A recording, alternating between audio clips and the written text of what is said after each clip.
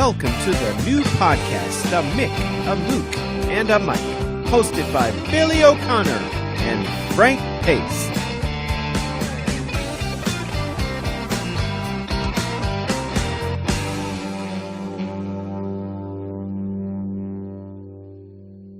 Good to see you. And I'm Frank Pace. And for our viewers out there, Frank, why don't you tell us a little about yourself? Who the hell is Frank Pace? I don't know. I'm a producer. I've produced maybe 700 episodes of television, 4 movies, and that's about it. That's about it, huh?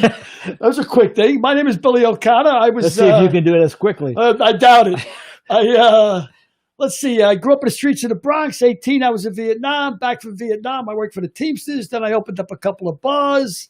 Then I was an illegal bookie. Then I got on the fire department for 20 years. I was a first responder at 9/11. I was a drunk through the whole deal, sobered up, went to the University of Florida, got a degree in journalism, started writing, started doing stand-up. Got a few books out now. Co-wrote 3 now with Frank Pace. 2 are out or will be out. Well, our first book is If These Lips Could Talk, will be out September 11th. Our second book was just picked up by Acclaim. It's called Lamar's Vision. That'll be out for the Super Bowl. And the third one, we're keeping a secret.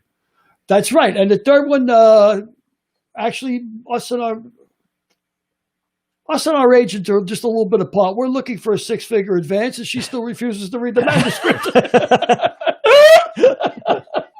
So we're just a little bit apart, but we're going to try and get that together. So it's freaking hot in Los Angeles. Man. How was your drive down? Well, I got a Fiat, man. You know what I mean? I ain't in the high bracket yet. I got one. Well, you could have a nice Fiat, or you could have yours. Well, I got a Fiat with a Freon working at my AC. So, yeah, it was like driving through the Nephilim Desert. I mean, forget about it. I felt like Lawrence of Arabia. I had that Peter O'Toole thing going down. A nightmare. But, I want to ask you a question, and I'm sure our viewers out there got to be like me, the regular layman. I'm a firefighter. Everybody knows what firefighters do. No big deal. Actors, we know what actors do. They act. Directors, they direct. Producers, I don't know. I mean, I always thought a producer's a guy who comes up with a lot of bread. Matter of fact, there's a great line, an old anecdote that Alfred Hitchcock, that I read years ago, was going through customs in Europe. And he showed his passport, and on it said, producer, occupation producer. And the guy at customs says to him, what is it you produce? And Hitchcock said, goosebumps. But what does a producer do? A television producer? Well, television producer. And is there a difference between a television producer and a producer in the movies? What do you do, Frank? What do you get paid for, Frank? Well, that's a good question. A television producer.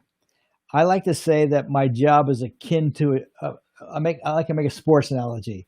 So my job is akin to the general manager of a franchise. So I'm not the owner. The owner is the executive producer and creator who came up with the concept and sold the concept. This is television now. That's television. That's the executive producer. And head writer is also the executive producer. The director is like the manager.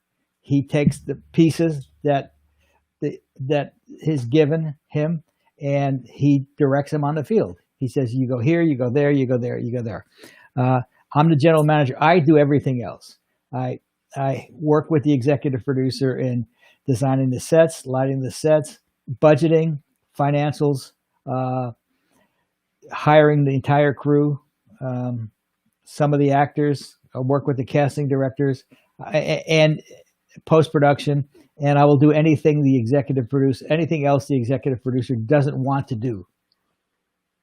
If I wanted to get a spot on a television show, would you be the guy to hire me? Would the producer hire me? Who's the guy?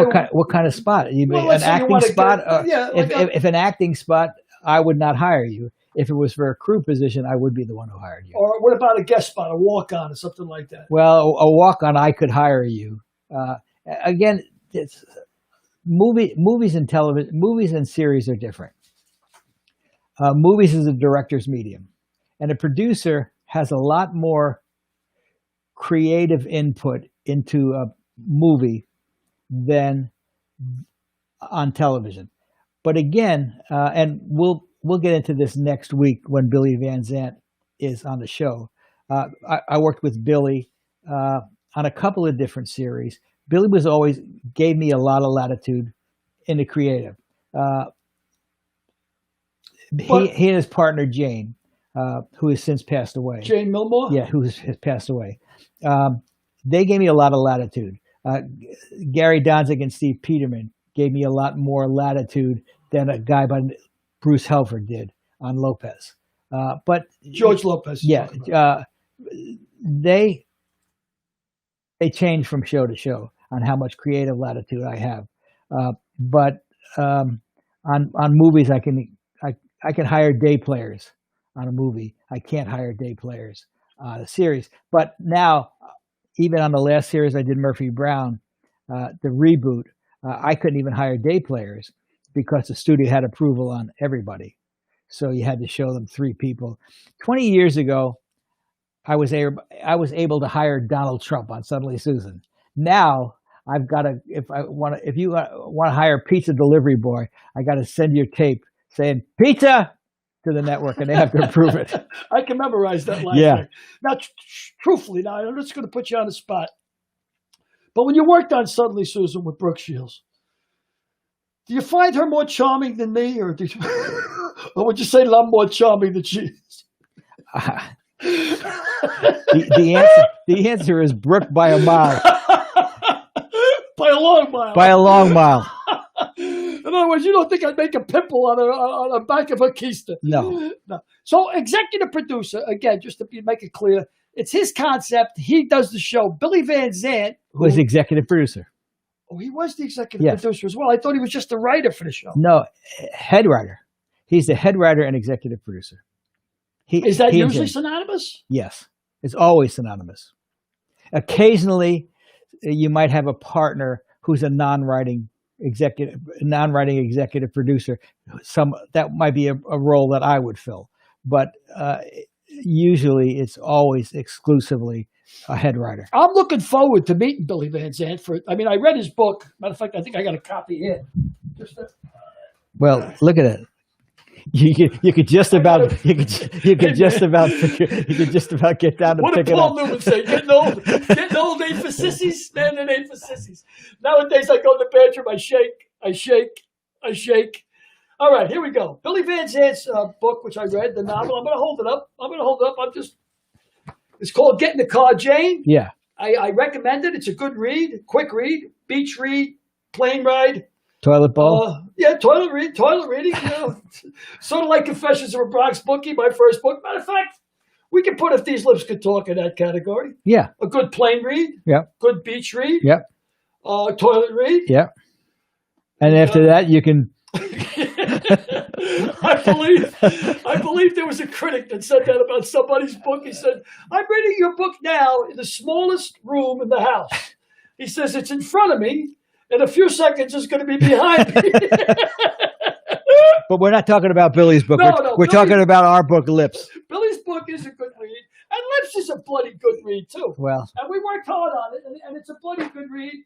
And we were promoting Lips. And we started off, of course, with the celebrity endorsements, which were terrific to have. Rod Carew and Stephen Lang and Brooke Shields wrote the forward. Diane English, George Lopez. All people terrific. I've worked with. Yeah, it was terrific, them, pushing the book for us. And then we decided to push the book on Facebook with some excerpts. Mm-hmm. And there's one chapter in the book, and it's called... Frank is generally kind. I got to say, he's generally kind to the people he worked with. He worked with them and professionally worked well with them. Except for one chapter he wrote, we called it the polio mozzarellas. Mm-hmm. Now, and what's a polio? Well, a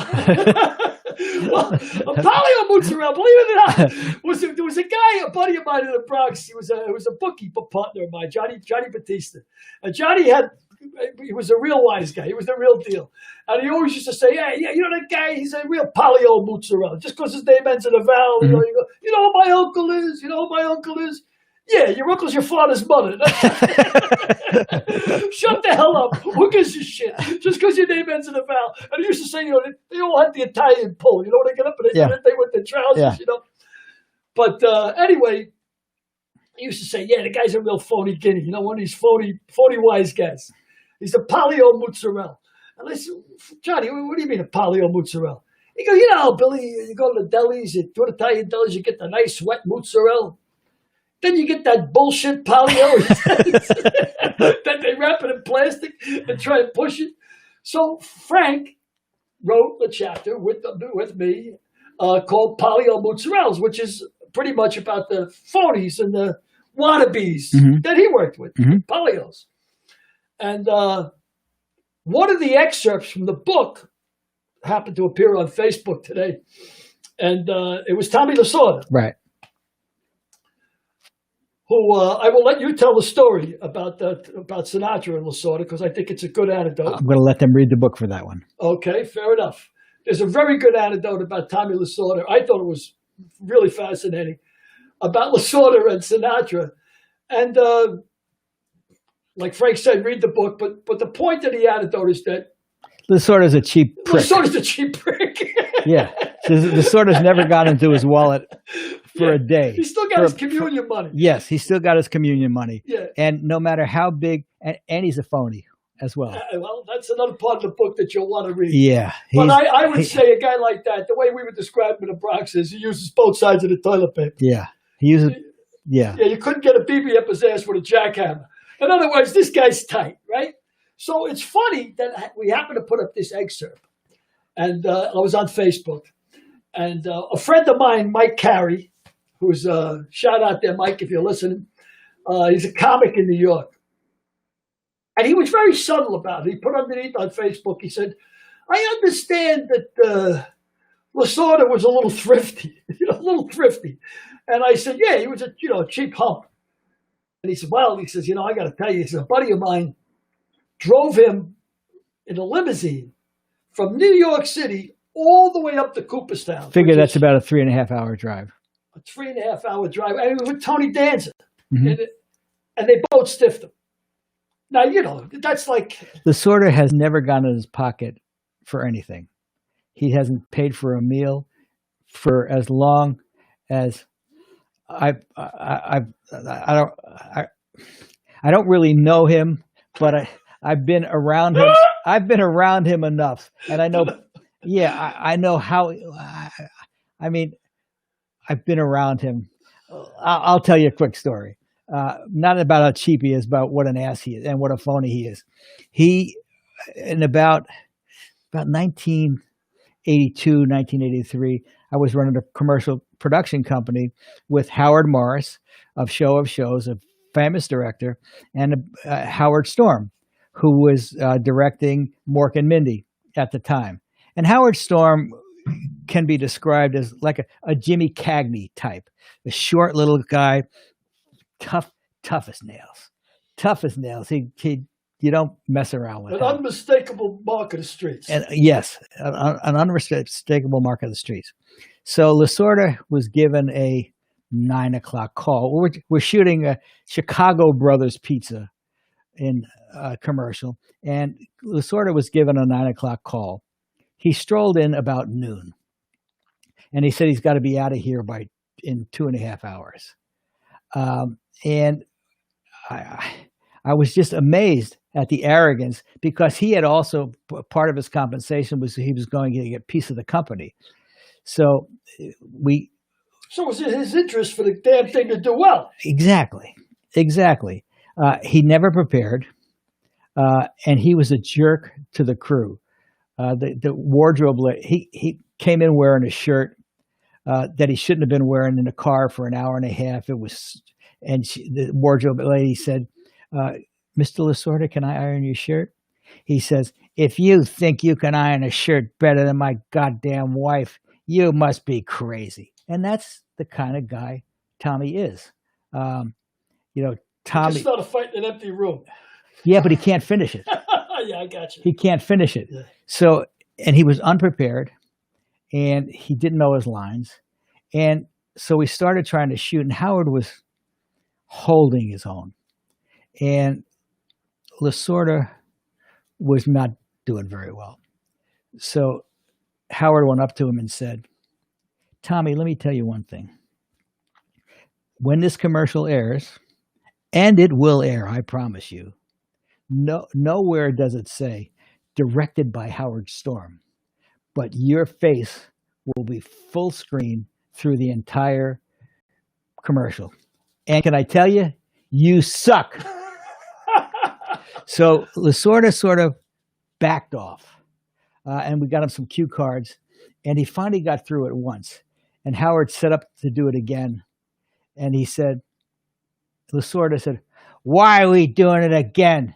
When my guy hits a home run, I don't ask him to hit another one. And Howard said, yeah, that's fine, Tommy, but you barely got to first base. And then we just finished. Stuck it right up his keister. He stuck it right up his keister. And when Howard left, he never even said goodbye. Yeah, a lot of people have problems with Tommy. You know, I mean, he's in the book, we yeah, I don't want Sinatra. We're not going to say that. Yeah, but you know, we posted an excerpt, and I said at 92 years old, Tommy's living proof that only the good die young. Well, you know, but let me tell you another story.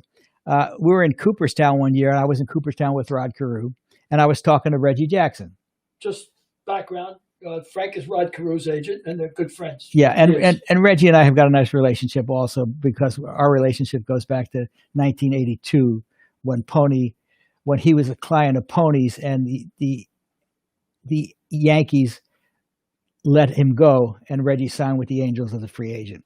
But we were in Cooperstown, and we were talking. Reggie, Rod, and I were talking. Now, who was getting inducted? I don't know. Okay, it's irrelevant. I don't know who's getting inducted, but Lasorda comes up to Reggie, starts tapping him on the shoulder, and Reggie's in a conversation, and this guy Lasorda keeps tapping him on the shoulder, and Reggie doesn't turn around, but Reggie doesn't know who it is either. Reggie finally turns around, he sees Lasorda, he says, "What the fuck do you want?" And that's the way everybody's relationship sort of is with Tommy Lasorda. So he's like a wannabe, a hanger-oner? Like, yes. Even though he's a guffone. He's a guffone. Yeah. That's Italian phrase for... Yeah. Why don't you tell me what it's Italian phrase? It's a hanger-on, right? Yeah. It's a wannabe. Yeah. It's a wannabe. A loudmouth hanger-on wannabe. Or in this case, he's a polio. He's a polio. He's for sure a polio. Well, you know what? I mean, as a New Yorker, I got to tell you, it's one thing for him to be arrogant. It's another thing for him to be unprepared. The thing that affronts me the most is you don't tip. Yeah. Because New Yorkers tip everybody. I mean, the Pope of Greenwich Village, when he tips the guy in the toll booth, I think that's the greatest scene in the Pope of Greenwich Village. You know? Yeah. You know, like Sinatra always used to say, "Duke 'em." Duke 'em. Yeah. Duke 'em. Do the right thing. No, Duke 'em meaning, give the guy $100. Duke 'em. Yeah, do the right thing. Sinatra's been dead for 20 years. Sinatra hasn't duked anybody in like 30 years. Can you imagine what duking him meant? Yeah. 30 years ago when he handed a guy $100. Sinatra was the most generous person around because he would always give a guy a buck. It's a New York thing. I mean, you walk into a bar. The first thing you do in a bar, you decorate the mahogany. You throw $100 up. You don't drink alone. You drink with... Give everybody a drink. You're drinking in company. Give everybody a drink. You don't go in there and say, "I'll have a beer." No, you're in company. You drink, you do the right thing. You do. Well, I actually said I'd have a beer. But I would take it. I'd take care of the guy on the back end. After he took care of me, I'd take care of him. I used to crack me up with Seinfeld. I mean, you never saw it in an episode of Seinfeld. It's a New York show, and I was really surprised. I mean, it's a funny show. Don't get me wrong. I think probably one of the best sitcoms ever made. Because of the ensemble cast more than Jerry, but you never see them in a bar because it's mostly Jewish guys and they don't go to bars, so they would be in the diner. Where I couldn't watch Seinfeld. Yeah, you told me you didn't like Jason Alexander's character. I think Jason Alexander is a fine actor. Hilarious. Jason Alexander's a fine actor, but I didn't like his character. I think he was. I don't like Curb Your Enthusiasm either, both Jason Alexander's character and Larry David's character in Curb Your Enthusiasm are based on Larry David's comedy. Right, which Yeah, so. But again, Seinfeld, I mean, one of the biggest sitcoms ever in history. And I was kind of surprised, I mean, that it was so huge all over the United States because there's so much humor in there. It's pure New York. Mm-hmm. A lot of it is pure New York, you know. But I don't know. But so got a couple messages. Oh, we do. Who's out there? We got a lot of messages actually, but I'll read just. I'd a love couple to of hear them. some, Derek. Stephanie Contreras says, "So true about Lasorda." Wow. Well, by the way, Stephanie Contreras is the athletic director at a small Catholic high school that's run by nuns. And she said, so true about Lasorda. Good for you, Stephanie. That's good to hear. We'll back up. So what are the other messages you got out there, Derek? We got a number of new people that joined, and they just found us out of nowhere, and they're loving the post. We also have from the start, we have Daniel James Nightingale. Oh, Danny Nightingale, cool guy. He said, "I can hear y'all."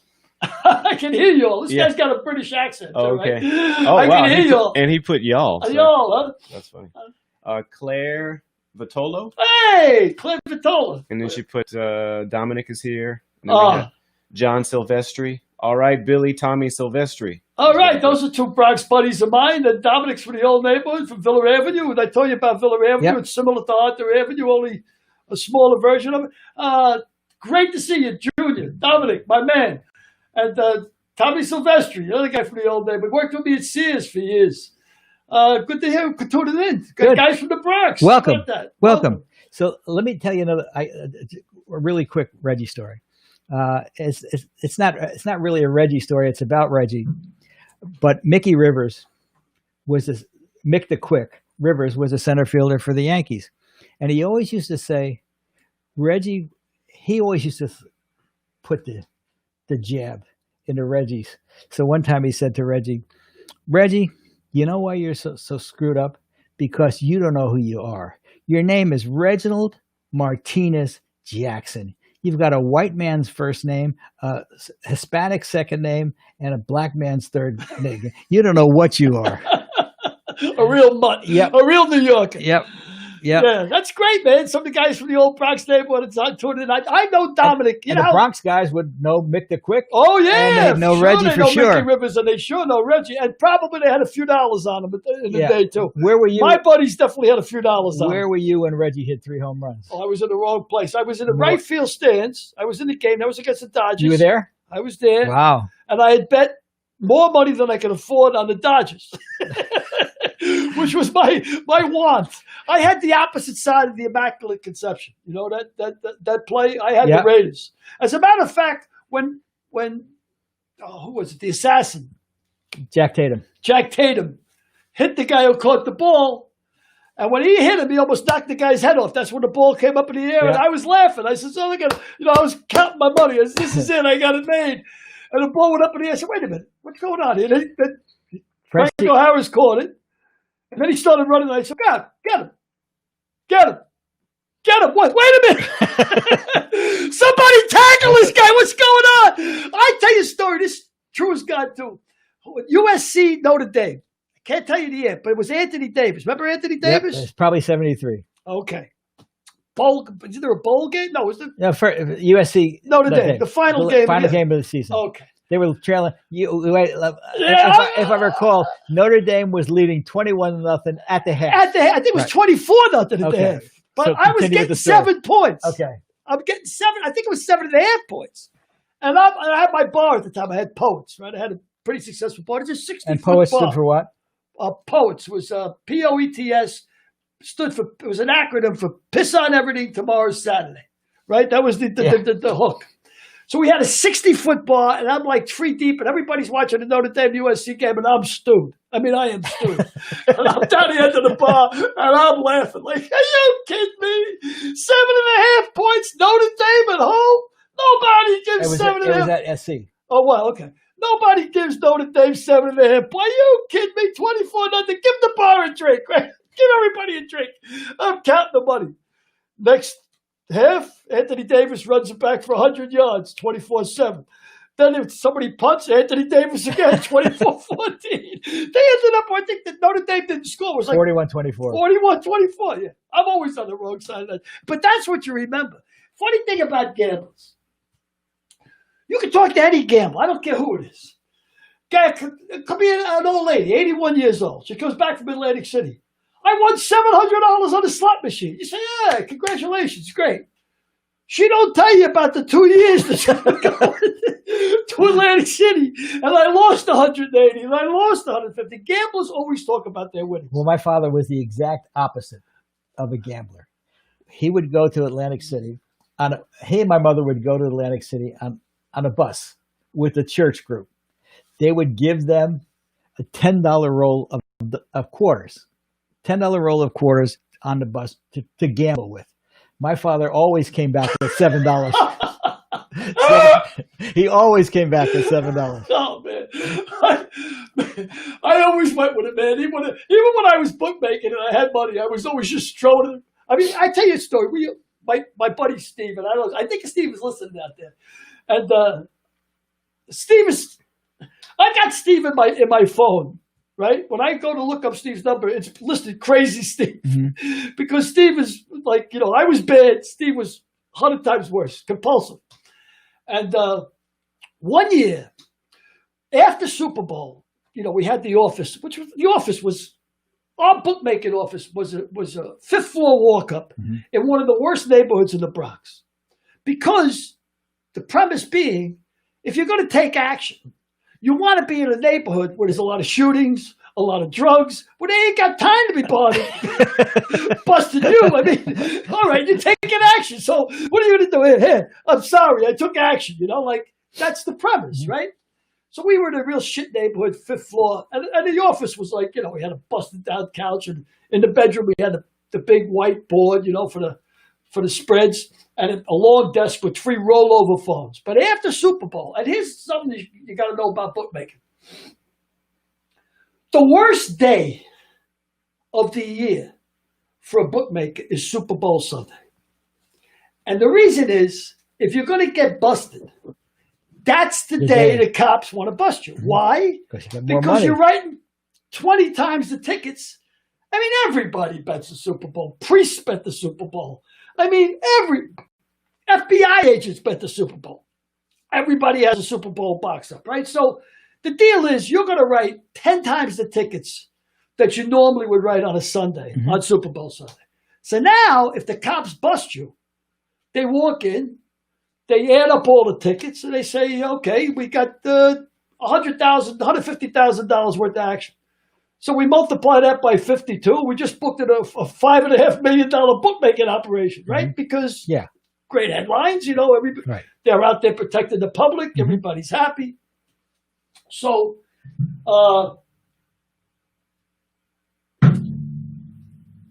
have no idea where I was going with this story. Good thing. No, it was So after Super Bowl Sunday, we move out of the office because we want to cool the place down. Right? We don't want it's hot all year. We've been lucky. We didn't get busted. Let's get the hell out. So we moved to another apartment. Now we're just taking basketball action. Maybe we got 10 players, right? So my partner, Crazy Steve, is taking action one day in his little apartment. And we called him Red. That was his nickname. And maybe he writes 10 tickets on the NBA for like a couple $100 a ticket. Maybe he takes $2,000 worth of action. But Red, meanwhile, is betting $20,000 a game himself, right? So every time he sees something move, he picks up the phone and calls this big bookmaker in Brooklyn, and he's betting $20,000 on the game. So the cops raid the apartment. And they got like 10 tickets, and they're bringing him in cuffs, and they go like, what the hell? We thought you were laying off all this money, like he was taking the $100,000 worth of action and laying off 20. He was just betting himself. But I had a lot of fun when we were bookmaking, but it's crazy. Hey, let me ask you a question. You're a Vietnam vet.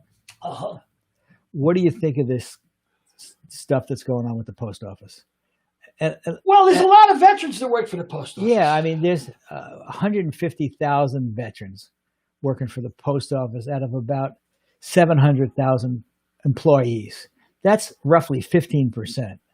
And don't the veterans rely on the mail to get their medications and a lot of? I read something the other day that a guy had written in there, and the guy's a cancer victim, right? And he says right now, because of the slope, his meds are 11 days late, and he says that the meds, get this, cost $35,000. So I don't know, who pays for $35,000 a month of cancer meds, but I do know I had a buddy who had cancer, and he was telling me each pill that he took cost $2,000. Yeah, but in Canada, it costs $20. Yeah, so probably. You're paying for R&D and lobbyist kickbacks and all sorts of nonsense. Oh, without a doubt. And I don't get that. If we pay for the R&D, how come we don't get the medicine cheap once it's made? Of course. I tell you, it's a story of a fireman I know.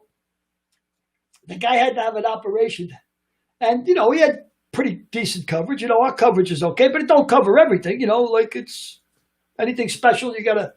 And they got an estimate here for an operation. It was like $280,000.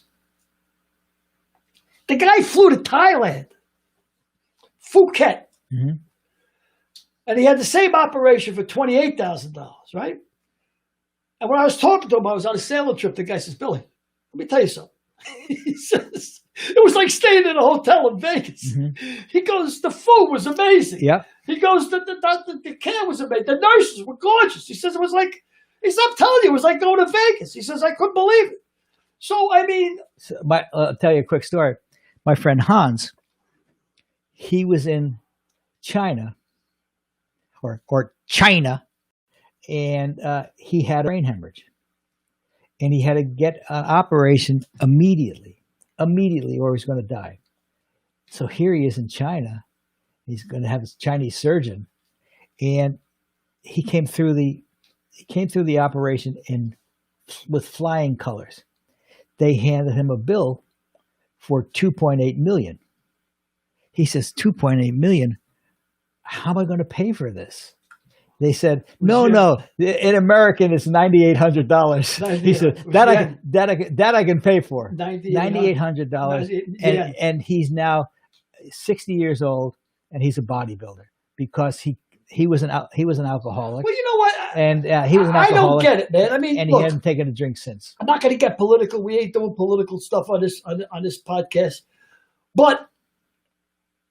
Everybody agrees that people with pre-existing conditions should be covered. I mean, everybody wants health care. I mean, 80% of the American public wants health care. 80% of the American public, the majority, I won't say 80%, want minimum wage to be at least $15. I mean, everybody can agree on that.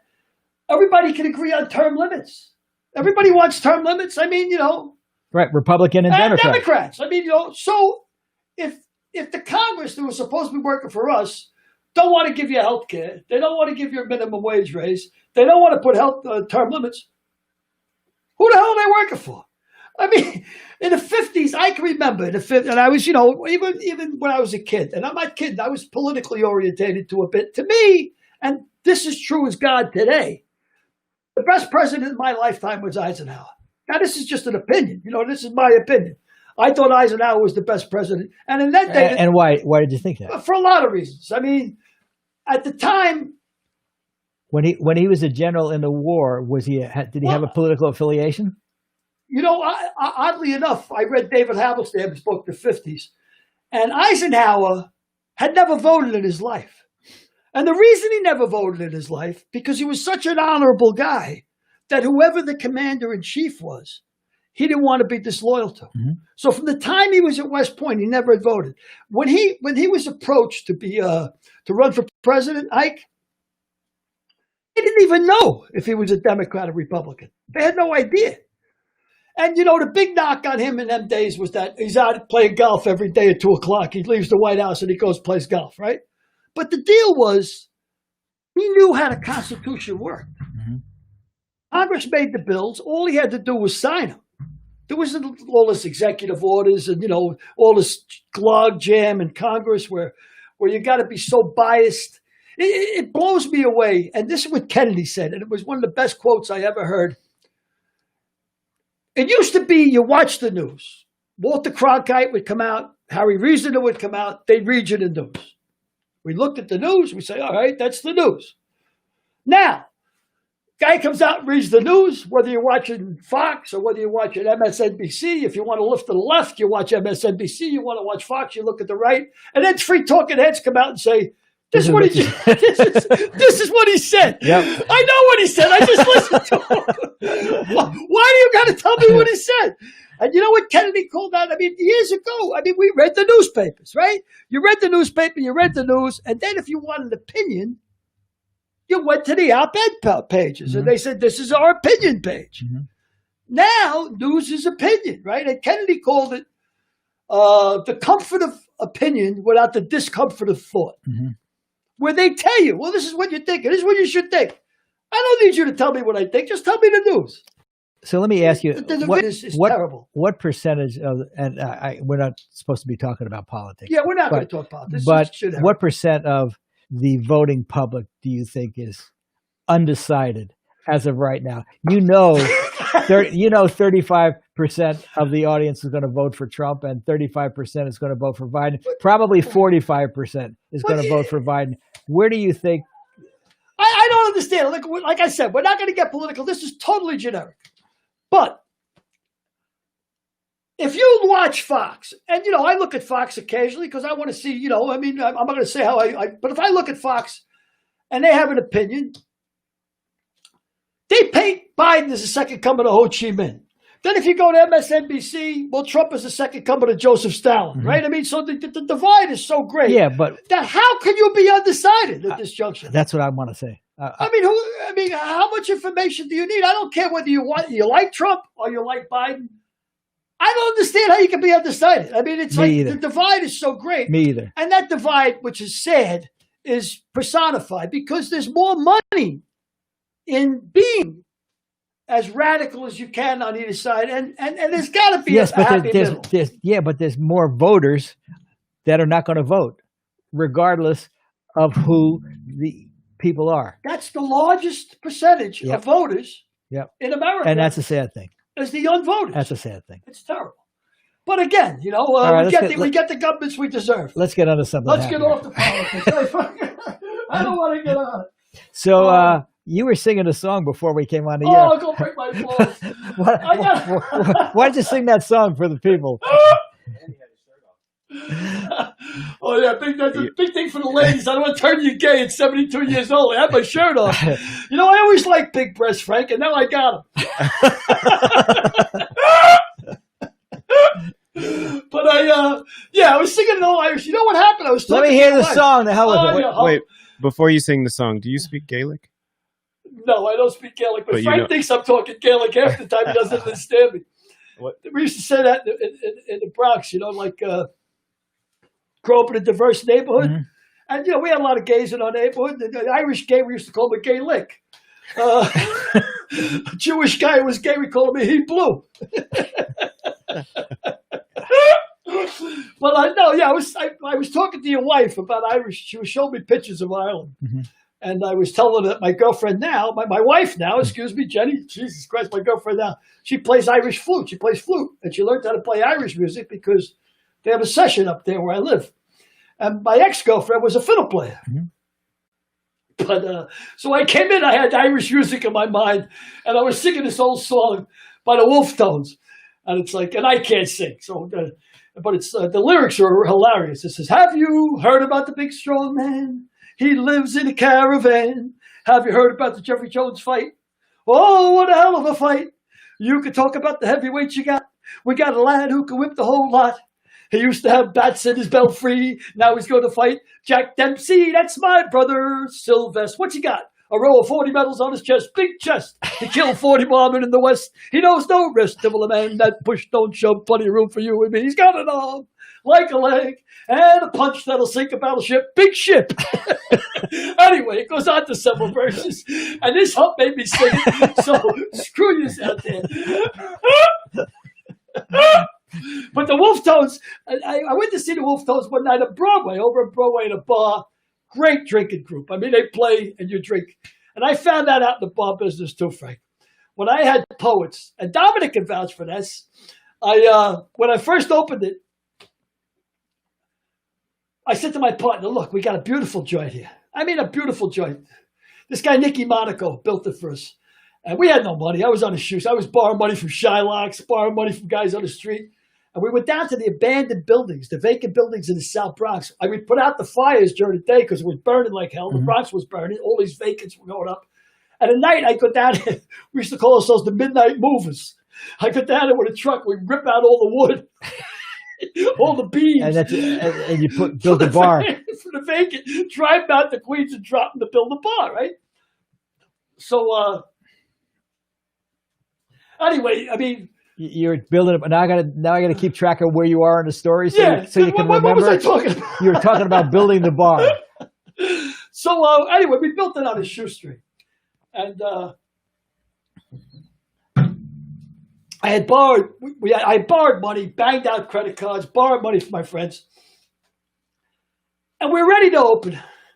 And the one thing I forgot was they don't give you booze. Like they won't deliver liquor. The first liquor delivery, you have to pay cash for. Mm-hmm. After that, they'll bill you the following week. But the first one, you got to pay cash. Mm-hmm. I had no money left. So I said, well, I got to reach out on the street, right? So I called up a buddy of mine, Vinny Bondi, Patty's brother, who I met Joe Pesci through, Vinny Bondi. Mm-hmm. He was a real wise. Vinny was connected. And he says, I said, so Vinny, look, I need 10 grand. I says, to open a bar, I need 10 grand for the booze. He says, Billy, look, it's 3 points. Now, 3 points for the uninitiated. It's for every 1,000 that you borrow. You pay 3 points would be like $60 on every 1,000, right? So if you borrow 10,000, you're paying $600 a week in juice. Right. But nothing comes off the top. In Vig, right. So you're paying $600 a week in Vig until you give him back the 10,000. Mm-hmm. That's how it works. So he says, it's 3 points. Billy, for you, I give it to you for 2 points. I said, thanks, Vinny. You're a sweetheart. Because I knew that if I opened, we were going to make money and I'd be able to give him back the 10 grand. Well, sure enough, the first night we opened Poets was a Thursday night. There had to be 300 people in the joint, and I knew every single person in the room. I mean, it was like my wedding. I knew everybody. Second night was Friday night. There was 300 people in the place. I knew half of them. Saturday night, we had 300 people in the place. I didn't know a soul. That's when you know. Touchdown! Touchdown! We're home, right? We had the hottest joint in Queens. So now I got the 10 grand the following week. I'm ready. So you give him $10,600 and you're clear. I'm clear. So I call up Vinny. I said, Vinny, come on out, get your bread, buddy. Thanks for everything. I got your money. So, yeah, Billy, I'll be out Saturday night. Well, Vinny comes out Saturday night. I give him $10,600 in cash. The bar is street deep, and I got a 60-foot bar. And you made sure he didn't pay for a drink all night. Well, that would be the normal thing. But Vinny, that's the kind of guy Vinny was. Takes his 600, throws it on the bar. He says, "Here, you Irish cocksucker." Gives me a kiss. Gives everybody a bar a drink. He says, "Keep giving them a drink till the 600's gone, and good luck, you Irish cocksucker." Okay, because he was an on-the-level guy. So how do you make money in the bar business? How's the tax situation work in the bar business? You get taxed 3 times? Without a doubt. So why don't you walk me through that? Well, I don't think, the bar business, for sure. Other businesses I don't know about, but you got to have 2 sets of books. You can't make it without it. Because what you do is when you buy booze, you got to pay tax on it, obviously. Mm-hmm. When you sell booze, you're paying tax on it by what you gross, right? Mm-hmm. And then personal income tax, you're paying tax again. Mm-hmm. So you're getting taxed 3 times. Mm-hmm. Everybody has 2 sets of books. And the only reason you want the legitimate set of books is if you're selling the place. Because nobody else is going to see that legitimate set of books because you got to survive. But it was primarily a cash business, though, back when you had your joints? Oh, without a doubt. Nobody used credit cards. And it's amazing to me. When I see a guy come into a bar now and buy a round of drinks and put a credit card down, it's like, You got to decorate the mahogany. It was fast. You took the money, bing, bing. Every 3 drinks, you bought the guy back. It was a way of life. The bar business in them days. I mean, I had a lot of, and I only got in the bar business. Come on, let's be honest. I didn't give a shit if I ever made a nickel. I know you just got into the bar business to get laid. I was Irish. Right. I wanted to get laid, meet women, and nobody could shut me off at 4 o'clock in the morning. Everybody's they close the joint. Last call, not for me, pal. You go home. Me and this young lady here. We're gonna have a couple of cocktails at the end of the bar. That's the way it was. But I had a lot of fun. But any kind of money I made. You know what? The Romans have a great saying, and I love this saying. They say, "Those whom the gods would destroy, they make successful young." And I mean, look at people like Michael Jackson, and in your case, that the guy who was on Suddenly Susan that died. Yeah, David Strickland. David Strickland, successful, died young. I wasn't even successful. I had a bar that was doing well, and I couldn't handle it. I mean, I look at guys like in the Rolling Stones. Everybody tells me how bad they look. What's his name? They look 140. Yeah, but what's the guy? Keith Richards? Keith Richards. I think he looks good. I'm serious. If I was in the Rolling Stones, I mean, there was no way I would have made it. I mean, I couldn't even handle a successful bar. Bookmaking, when I started making money, are you kidding me? It was up my nose. I was a mess. Imagine being in the Rolling Stones. There's no way. And imagine now that you haven't had anything to drink in 12 years. 12, 13, 14, I don't count. Wow. I had a guy tell me one time, and I think it's true. If you wake up every day and you say, I haven't had a drink in 7 years, 6 months, 14 days, you're counting the days for when you're going to have a drink. It's like tapping yourself on the back and saying, the only way to do this is say, I don't drink anymore. I don't drink anymore. Tell us a story about David Strickland, why don't you? If you don't mind, you wanted to read the book, or you want to just tell what kind of guy was he? He was an affable guy? David was a great guy. Yeah. Funny guy, disarming. Everybody liked him, but he was an addict, and he was. What was his drug of choice? Cocaine. Cocaine and booze. See, those are small faults of a good man, Frank. Yeah, well, no. I mean, it's terrible when you're young and successful, and then it all goes to shit. So he got busted between our second and third season, and he was put on probation for cocaine. Yes, one of the two. I don't know. Yeah, he did get busted for alcohol. And he had to go to rehab and everything. But to make a long story short, he didn't show up one Monday. He had gone to Vegas over the weekend with Andy Dick, who's a little motherfucker in my book. Another polio? He's just a twerp. He's just Andy. He's a formerly successful stand-up. I know he is. Yeah. And they got drunk and they boozed it up, and they had alcohol, and David checked into a motel and committed suicide. And that was. And he was at the top of his game here now. He was at the top of his game. He was going to be a big star. He was going to be How a big old was he then? 29. 29 years old. 28, 29. And he was a star of Suddenly Susan, right? One of the co-stars, stars. yeah. Co-stars. And I'm going to let any cat out of the bag here. I'm just, if you're comfortable with, what kind of money do you think he was making in them days? As a co-star on Suddenly Susan, a successful hit show. Maybe $25,000 a week. $25,000 a week. I'm speculating. Yeah. I'm guessing. Just give me a ballpark. But that would be a ballpark figure. So $25,000 a week plus residuals. He was making a nice living, but also he was making movies on our hiatus. One of the great things about our job in series is that you get 3 months off. You can do anything you want. A lot of people with ambitions go and do movies in the off time. Other people just want to rest. Just go to the beach. Yeah. So he was making movies, and he was married. Well, you've produced 4 movies, right? 4 movies, yeah. 4 movies. Can a movie be shot in 3 months? Of course. Movie can be shot. A television movie, it's got about a 24-day schedule. So you can shoot a television movie, and that's all. I did full-length television movies, but they could be shot in 24, 28-day schedules. So that's 5 days a week times 5 week shooting schedule. So 30 days is a nice, comfortable schedule. My friend Stephen Lang, who's a terrific actor, was one of the stars of Avatar. Now he's doing Avatar 2, 3, 4, and 5.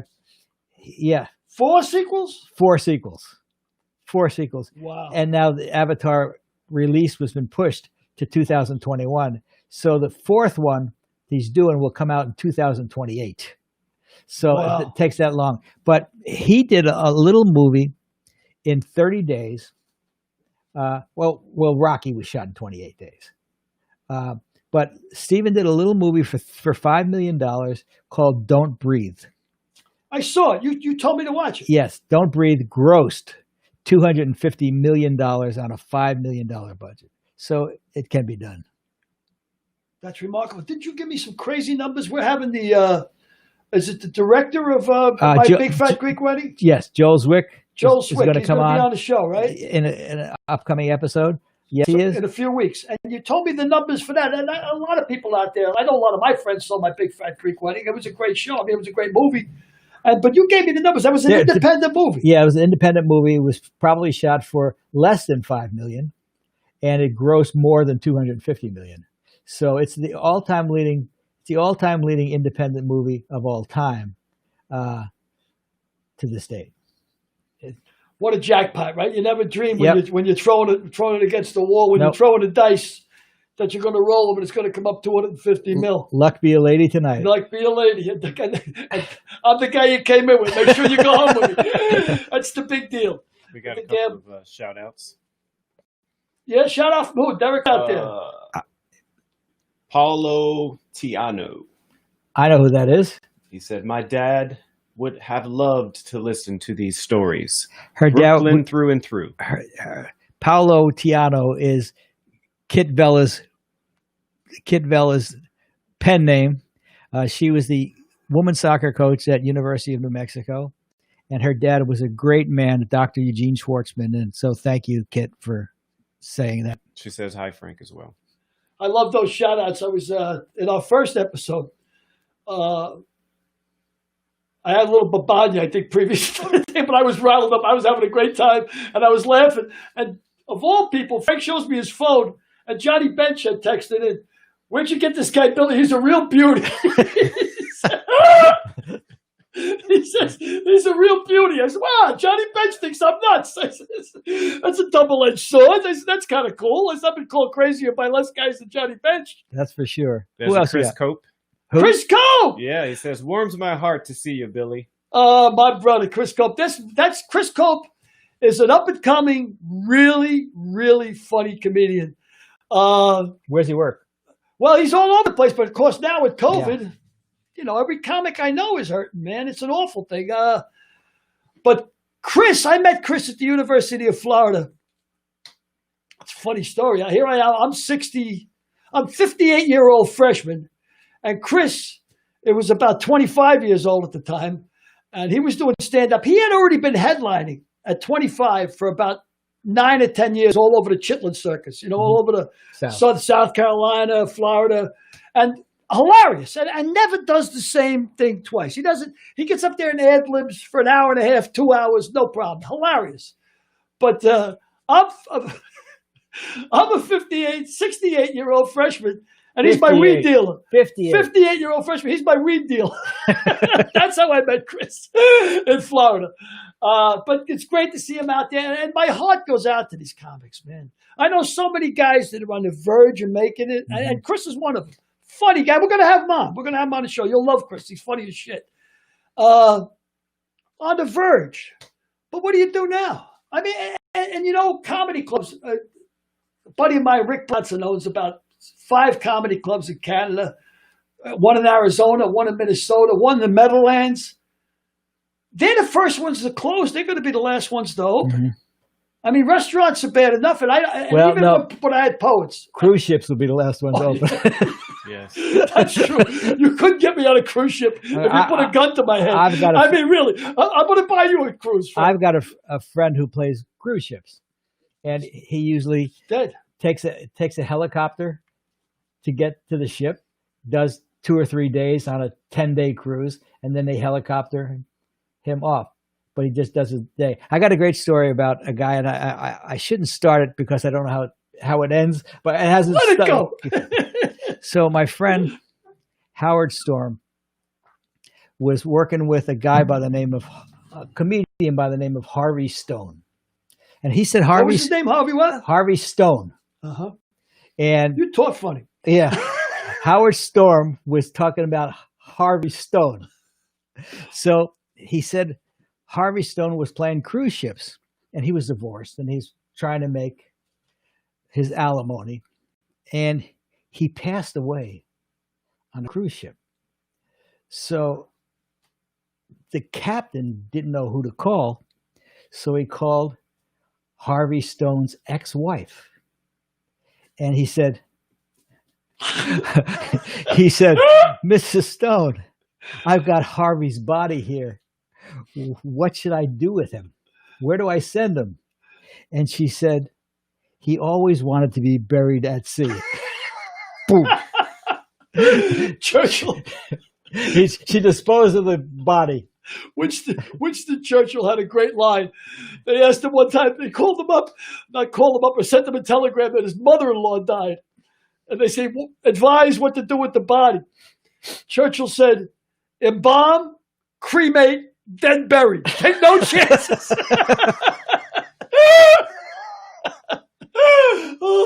So I want to take a quick moment to mention that I'll be, oh shit, I don't have my glasses. Yeah, there's one right behind the water. Yeah. Okay, great.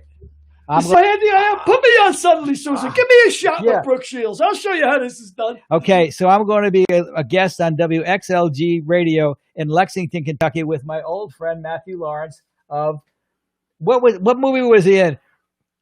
Matthew Lawrence. Oh my God. Eddie and the Cruisers. Eddie and the Cruisers. Yeah, we went through this last week. He was also on Saturday Night Live. Sharp. He was on Saturday Night Live with Eddie Murphy. Anyway, my good friend Matthew Lawrence, Matty Chuck, and I didn't write the other guy's name. Anyway, I'm going to be on WXLG at 6:05 p.m. on this coming Monday. Eddie Murphy was something else, man. I actually opened for Charlie Murphy one time in Phoenix. And the green room, I swear to God, looked like a mausoleum. There was smoke everywhere. But Eddie Murphy was some talent. There's another guy. Now, here's a guy who handled things. I mean, he was on top of the world at 19. Yeah, but he... but I mean, he's here. He's alive. He handled it. He got out of the business for 15 years. That's how he handled it. He got out of the business to bring up his kids. Well, that's good. That's pretty remarkable. That's being able to handle fame. All 10 of them. Well, he just had some recently. Prolific, Frank. He just had a kid, I think, last year. Yeah. He did, yeah. 11. Well, it's nice to know it still works. He must be colorblind. You got someone coming to the show next week? Oh, yes. Let's talk about our guest next week. Is it that time already? Believe it or not, this goes... We did an hour already? 58. Well, let me talk while you pick up the book. All right, yeah, okay. We don't have to stop. We've got a really good... Our next guest, yeah. Go ahead, Frank. A really good friend of mine, Billy Van Zant's going to be a guest next week. He's a terrific actor, playwright, writer, and we've done about 4 shows together, and we share a lot of good tales about a lot of people. And the shows he did with Andrew Dice Clay. Andrew Dice Clay. Well, we did with Brooke Shields. Yep. Hold the book up. I'm sorry, Don Rickles. No, in your body. In my body. Yeah, there you go. Yes. Yeah, and I'm interested to talk to Billy because he is a television writer, and I'm a fledgling writer, and I like to talk to him about his process of writing. With the really good ones, from what I've read, don't even know where they're going. They just let their characters take them. I don't work like that. I can't write like that. But I'm curious to see how he writes, especially when it comes to plays. Mm-hmm. How a playwright works. He's a terrific playwright. Yeah, he's probably as much success as he's had television. He's probably had 50 plays published. He and his partner Jane Milmore probably have 50 plays published. So I'm really interested in meeting him, and I was very lucky that his brother Stephen, little Stephen from the E Street Band, he pushed my first book, Confessions of a Bronx Bookie. So I owe his brother a favor because that was a big deal for me. You know, I sold a lot of books because of just him holding up Confessions. Great. Well, I'm looking forward to having Billy next week. Yes, I'm going to be thrilled to meet him. What else do we want to talk about? Where's my glasses? That was a box of rocks. I swear to God. I just want to give a mention to Robert Ryland. He passed away at 100 years old. He was the first African American tennis pro. 100 years old. 100 years old. I'm sorry. I couldn't help it. My friend Marty, who I stole the title of the book from, If These Lips Could Talk. He used to say he told me, he said, I went to a wedding this week. I said, yeah. He said, the widow was uncontrollable. The husband died and she was screaming, he had so much to live for. He had so much to live for. He was 94 years old. Yeah, the Italians are big on that too, right? The Irish, you go to an Irish funeral, and you've always heard about the Irish wakes, you know, the parties, the drinking, the whole deal, celebrate his life. But at the funeral itself, there's always a couple of professional mourners. There's always a couple of the old Irish women that want to throw themselves on top of the body, you know, like the Guineas do the same thing, of course. Right? Oh, yeah, they're unbelievable. They all wear black, they all come in, they mourn, yeah. So anyway, I want to give Robert Ryland a shout out for a life well lived, and he was Arthur Ashe's inspiration. I want to give a shout out to everybody that watched in and listened to us for an hour and put up with our nonsense because it's a lot of fun for both of us. Yeah. Yeah. Someone said they just found you guys and they're ordering the book today. Oh, great. So great. Make sure you go to Amazon.com. Oh, he's got it. Don't order the wrong book. Well, order both of them. Order our book and Billy's book. Oh, he actually got it already. He said I got the pre-order on Amazon. Beautiful. Great. Write a review. And if you don't like the book, write nobody a likes review a anyway. blabbermouth. Keep it Take to care. yourself. See you all next week. Thank you very much for tuning in. Stay well.